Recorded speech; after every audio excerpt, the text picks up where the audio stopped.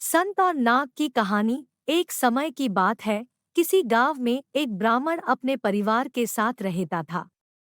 उनका परिवार में उनकी पत्नी और एक पुत्र था। वह बहुत गरीब थे, उनके पास कभी कभी खाने को भी नहीं होता था। ब्राह्मण की पत्नी बहुत दुष्ट और चालाक थी, इसलिए वह रोज ब्राह्मण को भिक्षा मांगने जाने को कहती थी। पर ब्राह्मण उसकी एक नहीं सुनता था और घर में राम नाम जाप करता रहता। पत्नी के रोज रोज लज्जित करने पर ब्राह्मण एक दिन सुबह सुबह उठा और अपने पोती पत्रा उठाया और दूसरे गांव में चल दिया। चलते चलते वह घने जंगल में पहुंचा और अंधेरा हो गया। वह वहां एक बड़ा सा पीपल के पेड़ के नीचे बैठ गया और राम नाम जपने लगा।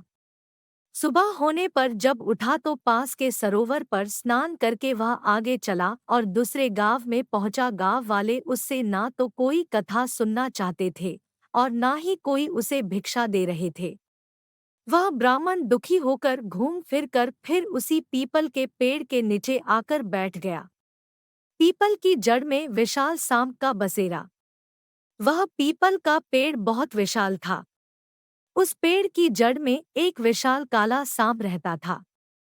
उस ब्राह्मण ने सोचा कि मेरी कथा तो कोई नहीं सुनता, यह कथा मैं पीपल के पेड़ को ही सुना देता हूँ। वह अपनी कथा सुनाने लगा।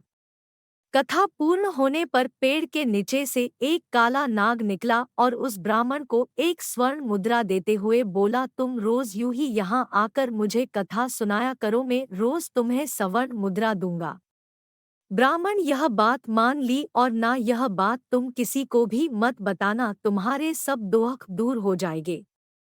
ब्राह्मण रोज ऐसा ही करता। सुबह उठकर नहा धोकर अपनी पोती पत्रा लेके वह पीपल के पेड़ के नीचे पहुंच जाता और वहां बैठकर कथा सुनाता। कथा पूर्ण होने पर नाग सोने की मुद्रा भेंट करता। देखते ही देखते ब्राह्मण धनिक हो गया। पूरे गांव में यह चर्चा होने लगी कि ब्राह्मण की दशा कैसे सुधर गई। यह जरूर कोई गलत काम करता होगा। ब्राह्मण को लोगों की बातों से कोई फर्क नहीं पड़ता था। वह नित्य अपना यही कार्य करता रहता था। एक दिन गांव की कुछ औरतें ब्राह्मणी के पास गई और उससे पूछने लगी कि आपके पति इतने धनवान कैसे हो गए? वह रोज कहाँ जाते हैं और रोज उनकी कथा कौन सुनता है? औरतों की बात सुनकर ब्राह्मणी के मन में शंका आ गई।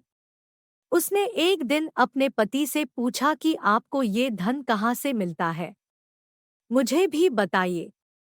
ब्राह्मण बोला, तुम्हें इससे क्या मतलब है? ऐसा कहकर ब्राह्मण ब्राह्मणी की बात टाल दी।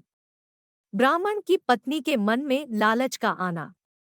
कुछ दिनों तक उसे टालता रहा, पर एक दिन ब्राह्मणी ने ब्राह्मण को मजबूर कर दिया।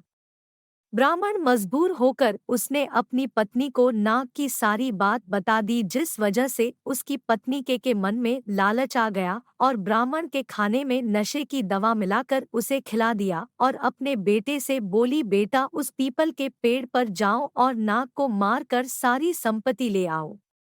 ब्राह्मण का लड़का अपने पिता का पोथी पत्रा लेकर वहां गया और पीपल के पेड़ के आगे बैठकर कथा सुनाने लगा। कथा पूरी होने पर वह नाग बाहर आया और उसको स्वर्ण मुद्रा देने लगा। तभी ब्राह्मण के बेटे ने कुल्हाड़ी से नाग पर वार कर दिया, जिससे नाग की पूंछ कट गई और नाग भी पलटकर लड़के के पैर में डस दिया, जिससे लड़के की मौत हो गई। इधर जब ब्राह्मण उठा तो उसने देखा कि उसके पोती पत्रा गायब है। वह समझ गया कि कुछ गड़बड़ है। वह जल्दी से पीपल के पेड़ के पास गया तो देखता है कि उसका लड़का वहां मरा पड़ा हुआ है। नाग की पूंछ का कटना ब्राह्मण को देखकर नाग बाहर आया और कहा, ब्राह्मण मैंने तुम्हें कहा था कि स्वर्ण मुद्रा की बात तुम किसी से नहीं कहोगे, और तुमने बता दी। अब तुम यहाँ से चले जाओ, तुम्हें तुम्हारे पुत्र का दुख है और मुझे मेरी पूंछ के कटने का दुख है। मैं तुम्हें श्राप देता हूँ कि तुम्हारी जो संपत्ति मेरे द्वारा बनी थी वह सब नष्ट हो जाएंगी। ब्राह्मण नाग देवता से मुख से यह सुनकर सर पिटता रह गया और रोता बिलखता अपने पुत्र का शव लेकर वहां से चला गया। घर जाकर अपनी पत्नी को बोला, देखो तुम्हारे लालच की वजह से हमने अपना एकलौता पुत्र गंवा दिया और हमारी सारी संपत्ति नष्ट हो गई। ब्राह्मणी भी रोती रही। संत और नाग की कहानी। कहानी का वैल्यू। दोस्तों, लालच एक दलदल है जो व्यक्ति को विनाश की ओर अग्रसर कर देता है। तो दोस्तों, कैसी लगी आपको आज की हमारी कहानी? कमेंट में हमें जरूर बताना।